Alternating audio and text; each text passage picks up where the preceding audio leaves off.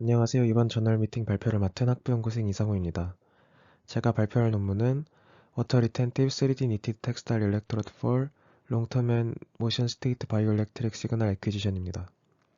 해당 논문은 전도성 섬유와 타월 자수를 이용해서 3D 구조를 가지는 이 텍스타일을 제작해 수분에 강하며 장기간 측정이 최적화된 직물 전극을 개발하는 연구입니다. 본 논문은 컴포지트 사이언스 앤 테크놀로지에 22년 기재된 논문이며 저널 임팩트 팩터는 8.3이고 마테리얼 사이언스, 컴포지트 분야에서 Q1에 랭크된 논문입니다. 인트로의 첫 번째와 두 번째 단락에서는 상용 AGCL 전극이 장시간 사용에서 불편함을 유발하고 운동에 의한 땀 분비 등으로 성능이 떨어지는 점에 대해 말하고 있습니다. 이러한 한계를 극복하기 위해서 이 텍스타일을 사용하는 직물 전극이 활발히 연구되었고 보통 두 가지 유형으로 나뉜다고 합니다. 첫 번째는 왼쪽 사진처럼 섬유 소재를 기판으로 사용하고 인쇄, 염색, 코팅이나 증착 등을 통해서 전도성 물질을 접착시켜서 전극으로 사용하는 유형입니다. 이 경우에는 성능은 좋지만 전도성 물질이 막처럼 붙어있는 부분에 공기 투과성이 낮고 착용감도 나쁩니다. 두 번째는 오른쪽 사진처럼 실 소재에 전도성 물질을 먹이고 이 실을 직물에 재봉하거나 뜨개질하거나 자수해서 전극으로 사용하는 유형입니다. 이 경우에는 착용감은 좋지만 신호 품질을 보장하기가 어렵다고 합니다. 따라서 직물 전극에서 성능을 보장하기 위해선 착용감을 희생해야 하고 착용감을 위해선 성능을 희생해야 하기에 저자는 두 가지를 모두 만족시키는 전극을 개발하는 것이 필요하다고 주장하고 있습니다. 또 직물 전극은 일반적으로 건식 전극으로 사용되는데 이 경우엔 상용 AGCL 전극처럼 젤을 사용하지 않기 때문에 피부 계면과 건식 전극 사이에 캐패시터로 모델링되는 강한 정전 용량적 장벽이 생성됩니다.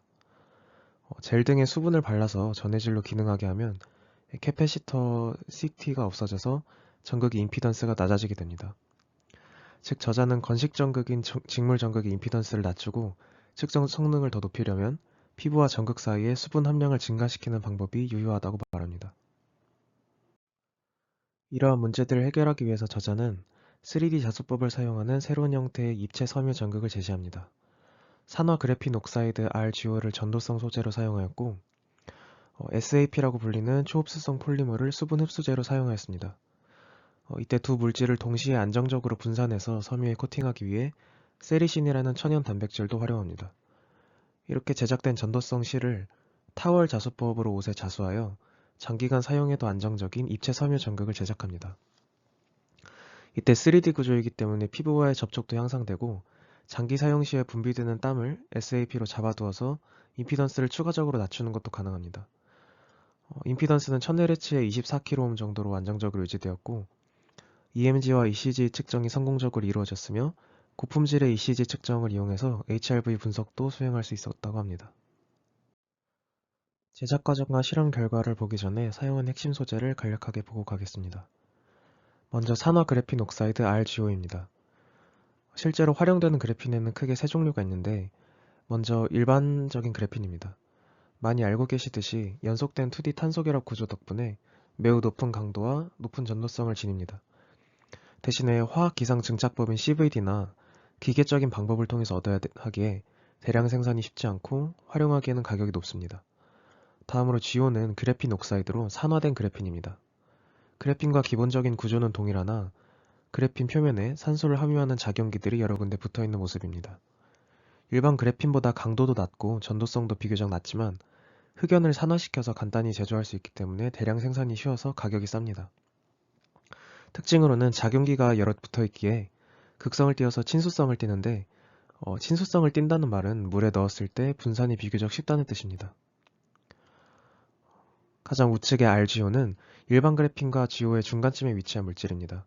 대량 생산이 쉬운 GO를 제조하고 고열 처리 등을 거쳐서 산화된 부분을 일부 환원시키면 환원된 그래핀 옥사이드 RGO를 얻을 수가 있습니다. 한 단계를 더 거쳐야 되지만 GO에 비해서 강도와 전도성이 조금 더 향상되게 됩니다. 이 논문에서는 가격과 성능을 모두 잡기 위해서 RGO를 사용한 것으로 보입니다. 다만 작용기를 일부 제거하는 형식이기에 친수성이 조금 떨어져서 물에 잘 분산되지 않게 됩니다. 실에다가 그래핀을 염색을 하려면 결국 그래핀을 물에 잘 퍼뜨려서 분산시켜서 잉크 형태로 만들 수가 있어야 되는데 RGO처럼 친수성이 떨어지면 분산이 어려워서 잉크 형태로 만들기가 쉽지 않습니다. 따라서 이 RGO를 물에 잘 분산시키기 위해서 세리신이라고 불리는 천연 단백질을 이용하는 것입니다. 세리신은 누에고치, 즉 실크에서 얻을 수 있는 천연 단백질입니다. 실크 단백질은 크게 두 가지, 피브로인과 세리신으로 나눌 수 있는데, 피브로인은 실크 섬유의 중심부를 구성하는 단백질이고, 세리신은 피브로인을 둘러싸고 있는 외피 단백질입니다. 세리신은 글리신, 세린, 아스파라긴산 등의 아미노산으로 이루어져 있는데 습기를 보존하는 기능이 있고 피부에 친화적이며 생분해성도 높아서 생체 적합성이 좋은 물질입니다. 이러한 특징 덕에 화장품이나 의료, 섬유 산업 등에 활발히 활용되고 있는 물질입니다. 세리신을 구성하는 여러 아미노산들 중에는 친수성 아미노산도 있고 소수성 방향족 아미노산도 있는데 이 중에 소수성 방향족 아미노산이 RGO와 파이 결합을 해서 RGO 입자를 물에 균일하게 분산시켜주고 침전되지 않게 안정화하는 역할입니다. 이렇게 왼쪽 그림처럼 RGO는 소수성인데 이 RGO를 친수성으로 만들어줘야 물에 잘 분산됩니다. 세리신이 RGO를 둘러싸면서 이 세리신의 소수성 아미노산 부분이 RGO와 결합을 하고 반대쪽인 친수성 부분은 바깥으로 노출돼서 이 RGO 자체를 친수성 물질처럼 작동하게 할 수 있습니다. 이 과정에서 세리신의 소수성 아미노산과 RGO는 파이 결합을 통해서 결합하게 됩니다. 아실 수도 있겠지만 우리가 고등학교 과정에서 일반적으로 배우는 모든 화학 결합은 시그마 결합입니다. 시그마 결합은 이렇게 두 원자가 동일하게 머리 방향으로 겹쳐서 오비탈 궤도를 순서대로 공유하며 결합되었을 때의 결합을 시그마 결합이라고 합니다. 이 경우에 S와 P 오비탈을 모두 사용해서 겹치게 되며 그 오비탈 모양에 상관없이 이제 모든 오비탈이 순서대로 1s, 2s, 2p 이렇게 순서대로 채워지며 전자구름이 공유되고 결합됩니다. 근데 이때 상식적으로 생각해보면 구형인 s 오비탈과 다르게 p 오비탈은 이렇게 머리 방향으로 겹쳐지는 게 아니라 이렇게 옆 방향으로도 겹쳐질 수가 있습니다. 이런 경우에 s 오비탈은 배제하고 p 오비탈끼리만 겹쳐서 결합되게 되며 이런 형식의 결합을 파이 결합이라고 합니다. RGO와 세리신의 소수성 아미노산은 이 부분은 이제 파이 결합으로 본딩되어 있으며 보통 벤젠고리 등의 방향적 원소들에서 나타나는 결합의 형태입니다. 따라서 세리신은 잉크 형태로 분산해서 사용하기가 까다로운 RGO를 잉크로 잘 만들기 위해서 사용된 생체 친화적인 물질이라고 생각해 주시면 좋을 것 같습니다. SAP는 초흡수성 폴리머로 많은 양의 수분을 흡수하고 유지하여 젤 상태로 만드는 물질입니다. 몇몇 종류가 있지만 이 논문에서는 폴리아크릴산 나트륨이라는 고분자 물질을 사용하였고 이는 나트륨 아크릴레이트와 같은 단량체의 중합을 통해 만들어집니다. 어렸을 때 흔히 볼 수 있었던 요 개구리알도 이 폴리아크릴산 나트륨으로 만들어진 것입니다. 이때 주목해야 할 것은 물을 흡수만 잘 하는 게 아니라 흡수 후에도 아주 오랫동안 수분을 붙잡아둘 수 있다는 것입니다. 이 물질을 첨가하면 신체 운동에 의해 분비된 땀을 효과적으로 흡수하고 저장해서 전극과 피부 사이에 전해질층을 형성해서 전극 임피던스를 지속적으로 낮게 유지할 수 있다고 합니다. 다음은 전극을 만드는 재료 준비와 패브리케이션 메소드입니다. RGO와 세리신, SAP를 물 100ml에 대해 세리신 200mg, RGO 100mg, SAP 500mg 비율로 첨가하고 초음파 분산기에 30분 소니케이션하여 잉크를 완성하였습니다. 이때 비율의 결정에 대한 별도의 실험은 없고 아마 경험적인 통계를 통해서 결정한 비율인 것 같습니다. 이때 순수 면사의 잉크를 딥코팅해서 염색하였는데 잉크에 담그고 50도의 오븐에서 건조하는 과정을 여러 번 반복했습니다. 특이한 점은 이렇게 여러 번 반복한 후에 완성된 후 다시 한번 SAP 용액에 담궈서 수분 유지하는 특성을 조금 더 향상시켰다고 합니다.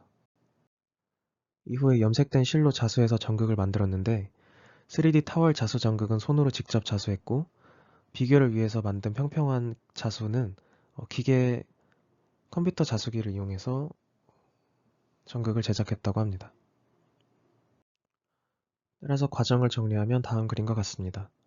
자수된 전극부와 액퀴지션을 위한 장비는 메탈 스냅 버튼 구조를 추가해서 연결됐습니다. EMG 실험에서는 그림과 같이 팔에 탄력성 있는 암밴드에다가 전극을 자수해서 실험하였고 실제 착용하는 실험에서는 이렇게 상의에다가 직접 자수해서 실험하였다고 합니다. 다음은 결과입니다. 먼저 여러 가지 컨디션에 따른 임피던스 변화를 측정하였습니다. A그래프는 전극의 유형에 따라서 측정한 임피던스인데 기계 자수한 평평한 자수 전극, SAP 없이 3D 자수한 전극, 그리고 SAP를 포함해서 3D 자수한 전극 이렇게 세 가지를 비교했습니다. 이때 SAP를 포함하는 3D 자수 전극이 20Hz에서 316kΩ, 1kHz에서 24kΩ으로 제일 낮은 임피던스를 보였다고 합니다. B그래프는 전극에 가해지는 압력별 임피던스 측정 그래프입니다. 압력이 높아질수록 전극과 피부 계면이 밀착돼서 더 낮은 임피던스를 보이기는 하지만 실제로 의류에 장착한다고 가정했을 때 편안함을 위한 적정 압력은 4kPa 정도라고 합니다. 그래서 이제 실제 착용 시 압력을 10kPa까지 높이겠다는 건 아니고 단순히 이 3D 구조가 압력이 얼마나 영향을 받는지 측정하기 위해 실험했다고 보시면 될 것 같습니다. 다음 C그래프는 습도에 따라 임피던스 변화량을 측정한 그래프입니다. 기본적으로 섬유 기반의 SAP를 첨가하였기에 당연히 습도가 높아질수록 임피던스도 낮아지는 모습을 보입니다. 실제로 착용했을 때 사용자별로 땀의 pH가 또 다를 수 있는데 D그래프는 여러 pH 환경에서 임피던스가 얼마나 변화하는지를 측정하는 실험입니다. 이때 습도는 일정하게 유지되었고 그 사용된 전해질의 그 pH 농도만을 조절해서 실험하였다고 합니다. 이때 사용한 전해질은 땀과 유사하게 만든 인공땀이고 pH는 6.5부터 9.5까지 조절되었습니다. 염기성이 강해질수록 그 전해질 역할을 하는 이온이 많기에 더 낮은 임피던스를 보였다고 합니다. 다음은 EMG 측정 실험입니다. 2000Hz로 샘플링 되었으며 전극 간 거리는 3cm로 8채널 데이터가 수집되었습니다. 이후 전처리는 버터하우스 필터로 10에서 500Hz 구간 밴드패스 처리하였고 50에서 60Hz의 전원 노이즈를 노치 필터로 제거하였습니다. A그래프와 B그래프는 직물 전극과 표준 AGCL 전극에 대해 각기 다른 그리핑 포스별 EMG 측정과 SNR 비교입니다. A그래프를 보면 진폭을 포함해 측정된 EMG 데이터는 AGCL 데이터와 유사한 모습을 보이며 전극이 클수록 품질이 올라가는 모습입니다. 또 그리핑 포스가 커질수록 증가하는 진폭도 유사함을 확인할 수 있습니다. 또 B그래프의 SNR을 보면 큰 직경의 전극에서는 표준 AGCL 전극보다도 높은 SNR을 보입니다. 또한 그리핑 폴스가 클수록 SNR도 선형적으로 증가하는데 이것도 역시 표준 전극처럼 잘 나타나는 것을 볼 수 있습니다. C와 D그래프는 근육 피로도의 증가에 따른 EMG의 MDF, 중간 주파수와 MF, 평균 주파수, 또 RMS 분석입니다. B실험자는 팔을 90도로 구부린 상태에서 4kg 아령을 올려놓고 더 이상 들 수 없을 때까지 근육을 로딩된 상태로 유지합니다. 이후에 아령을 제거하고 몇 초간은 팔을 90도로 유지하며 EMG를 측정하였습니다.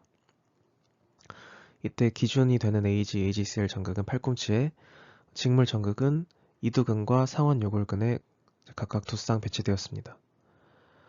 선행 연구들에서 근육의 피로도가 증가함에 따라서 고주파단위 활동이 감소해서 MDF와 MF는 감소하고 신호의 동기화 정도가 증가해서 RMS 값은 증가한다는 것이 확인되었는데 직물 전극이 이 두 가지 경향성을 잘 잡아내는 모습을 볼 수 있습니다. 다음은 ECG 측정입니다. 9개의 전극을 다음과 같은 위치에 부착하였고 250Hz로 샘플링 되었습니다. C그래프를 보면 평균값이 PQRST보다 잘 잡아내고 있으며 D그래프의 주파수별 앰플리튜드에서도 보면 저주파 스펙트럼이 지배적으로 나타나기에 직물 전극이 ECG 감지에 무리가 없음을 확인할 수 있습니다. 이 그래프에서는 표준 전극과 피크 밸류, RR 인터벌 값을 비교했는데 대체로 유사한 값을 보이는 것을 확인할 수 있습니다. 이때 RR 인터벌 그래프에서 첫 번째 전극은 차이가 큰데 이는 태스크에서 전극이 좀 부주의하게 고정돼서 오차값이 큰 데이터가 수집된 것으로 보았습니다. 다음은 실제 착용 상태에서 운동을 하며 ECG를 측정한 실험입니다. 전극은 그림과 같이 스포츠웨어의 상위 3가지 위치에 직접 자수되었고 피험자는 걷기와 달리기를 최대 10분까지 번갈아 가면서 수행함과 동시에 ECG를 측정했는데 이때 C그래프를 보시면 걷기 상태일 때는 안정적으로 R피크가 관찰되고 달리기 상태일 때도 기저선의 드리프트가 나타나긴 하지만 R피크는 안정적으로 검출되는 모습을 볼 수 있습니다. 걷기 상태일 때는 71bpm, 달리기 상태에서는 105bpm의 평균 심박수가 측정되었습니다. 다음은 장기간 착용을 통한 지속적인 ECG 모니터링 실험입니다. 이 그래프는 6시간 동안 착용 및 측정하고 이때 RR 인터벌에 대해 평균값과 SDNN, PNN50, RMSSD를 계산한 그래프인데 모든 영역에서 정상 범위 내의 변화량을 보였습니다.